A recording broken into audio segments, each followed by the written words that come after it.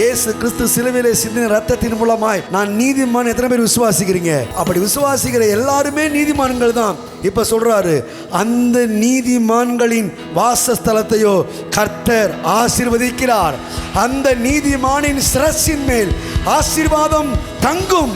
அந்த நீதிமானின் கூடாரம் செழிக்கும்.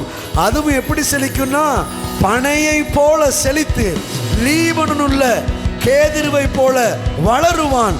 முடிவில் அந்த நீதிமானின் வீட்டை குறித்து விசாரிக்கும் போது அதிலே குறைவை காண மாட்டாய். எத்தனை பேர் ஆமென் சொல்றீங்க? உம்முடைய வீடு சமாதானத்தோடு இருக்க காண்பீர். உம்முடைய வீட்டை குறித்து, உம்முடைய வாசஸ்தலத்தை குறித்து விசாரிக்கும் போது புதிய மாதத்தில் குறைவை காண மாட்டாய். ஏன் தெரியுமா? நீதிமானின் வீட்டை அவர் ஆசீர்வதிக்கிறார். இப்ப கையை தட்டுகின்றேன். நிச்சயமாகவே முடிவு உண்டு, நம்பிக்கை வீண் போகாது. நிச்சயமாகவே முடிவு உண்டு, நம்பிக்கை வீண் போகாது.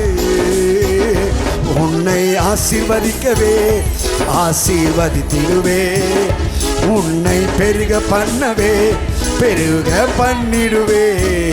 உன்னை ஆசீர்வதிக்கவே ஆசீர்வதித்திடுவே,